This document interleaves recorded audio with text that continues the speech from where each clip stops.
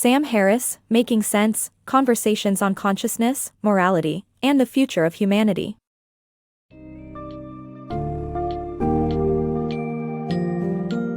Embark on a mind-expanding exploration of consciousness, morality, and the future of humanity with Sam Harris's Making Sense. This book invites you to delve into the enigmatic realms of consciousness, the evolutionary purpose behind our emotions, and the fascinating concepts of panpsychism and integrated information theory.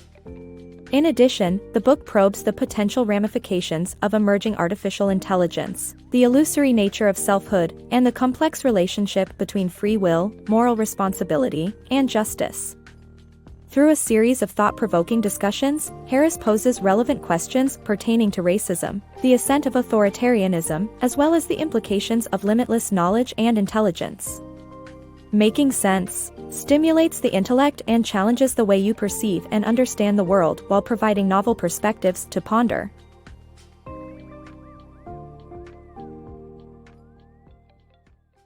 The mystery of consciousness. Defining what consciousness is and exploring the evolutionary purpose behind it remains a puzzle. While philosophers have come up with easy and hard problems of consciousness, neuroscientists like Daniel Kahneman view it as contributing to the body's internal state regulation. However, the purpose of consciousness is still shrouded in mystery, and the question of whether other species possess it remains unanswered. Is consciousness a universal phenomenon?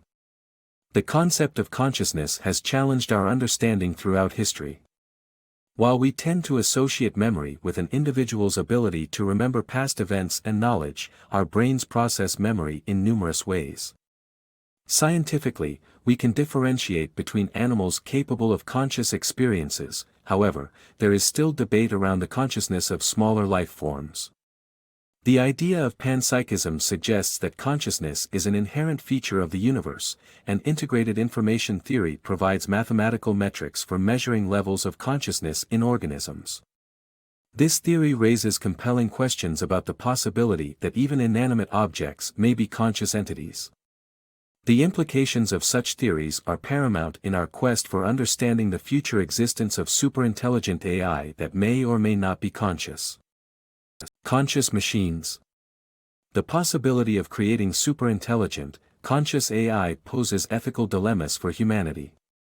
Scientists at the University of Milan have developed the Perturbational Complexity Index, a tool that measures consciousness in humans using transcranial magnetic stimulation. However, this tool's effectiveness for measuring the consciousness of non-biological entities, such as artificial intelligence, is uncertain. Regardless, it's possible that humanity could create machines that are or appear conscious. Neuroscientist Daniel Kahneman proposes two potential paths for approaching this possibility: expanding our circle of concern to include conscious machines or diminishing our concern for them, leading to the possibility of mistreatment similar to Westworld. The author argues that the worst scenario is creating superintelligent AI that is not conscious, which could lead to unintended consequences if programmed to complete goals without regard for ethical concerns. Despite our existence bias, philosopher Thomas Metzinger suggests that humanity's destruction wouldn't be necessarily bad, given the prevalence of suffering in existence. Given the potential ethical dilemmas, it is imperative that AI is programmed with care and aligned with humanity's goals and ethical concerns. The illusion of self-control. Despite our belief that we are in control of our own minds, neuroscientific knowledge has proven otherwise. Thomas Metzinger's self-model theory of subjectivity argues that we have no real self, but rather a persistent self-model in our brain. The DMN+ network in our brains constantly picks up information from our environment and converts it into thoughts, further blurring the lines between reality and perception. However, through meditation, we can break the illusion and gain control over our thoughts. Free will, fact or fiction.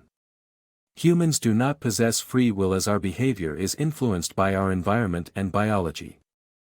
Behavioral biologists argue that there is no biological basis to support the concept of free will. Instead, our hormone levels, brain activity, and biology shape our behavior, making us products of our environment and biology. Criminal justice must evolve to reflect this realization as we explore alternative ways of rehabilitating offenders, such as neurobiological engineering. The concept of free will has intrigued humans for centuries, but what if it's nothing more than a figment of our imagination? Behavioral biologists like Robert Sapolsky posit that our sensory environment and hormone levels determine our behavior, robbing us of free will. Neurobiologically speaking, our behavior is predetermined and influenced by events that occurred many years ago, making it impossible to claim the existence of free will. Charles Whitman, infamous for the Texas Tower sniper mass shooting, had a tumor that caused him to act violently, forcing us to question the presence of free will. If we view a murderer as a victim of biology, we must accept that we all are products of our neurobiology, albeit subtler.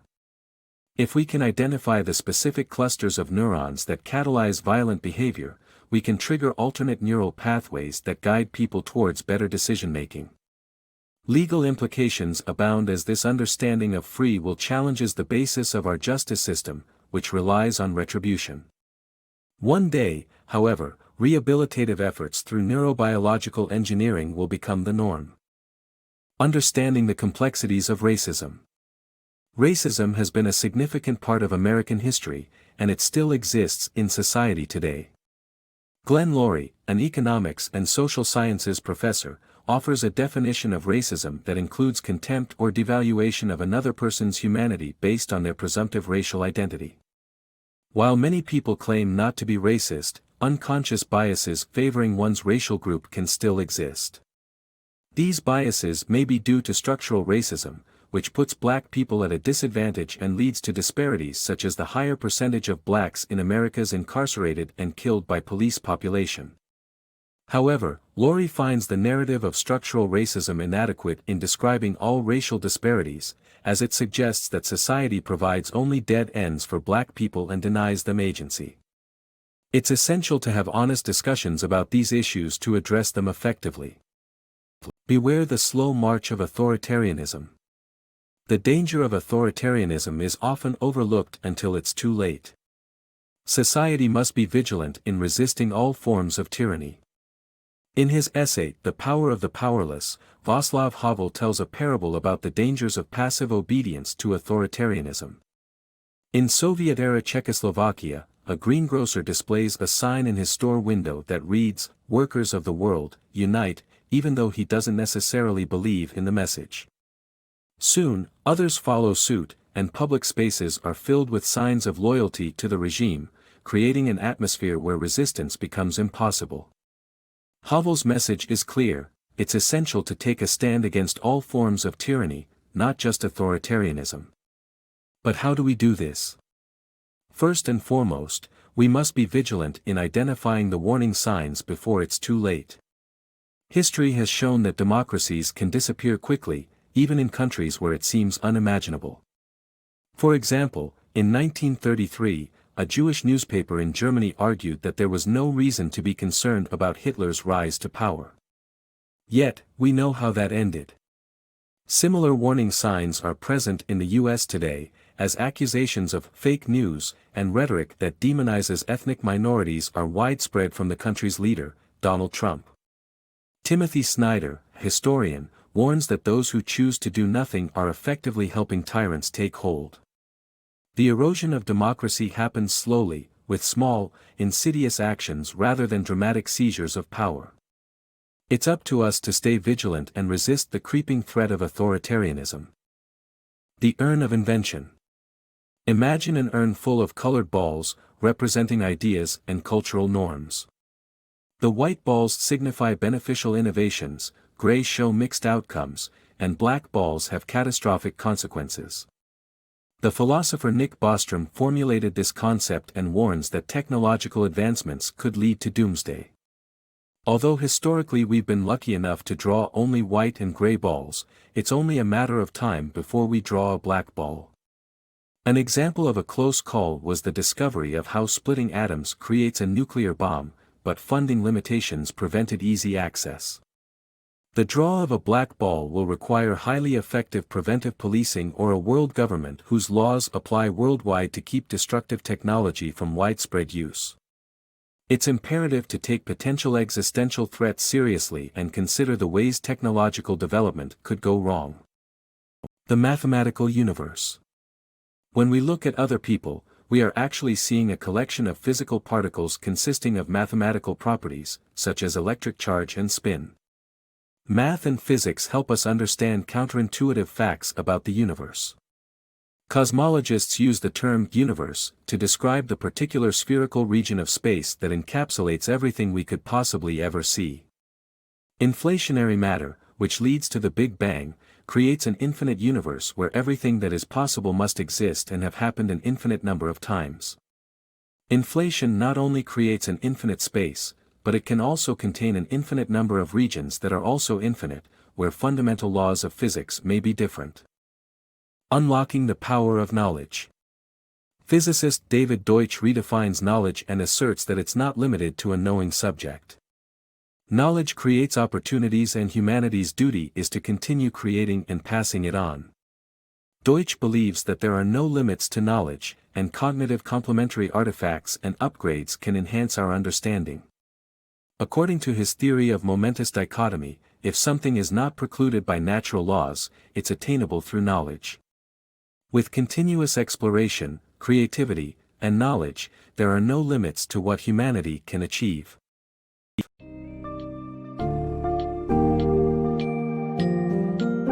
In summary, Making Sense unravels the mysteries of consciousness, our emotional lives, and the possible presence of sentience in animals and even inanimate objects. The book encourages us to question our preconceptions surrounding selfhood and free will, examine our biases, and contemplate their impact on society at large. Addressing topics such as racism, totalitarianism, and the consequences of technological advancements, Sam Harris asserts the inevitability of change and our collective responsibility toward shaping that change, in a way that aligns with ethical, moral, and humanistic values. Through these explorations, we are urged to appreciate our limitless capacity for knowledge and understanding and to take proactive steps to create a brighter, more compassionate, and open-minded future.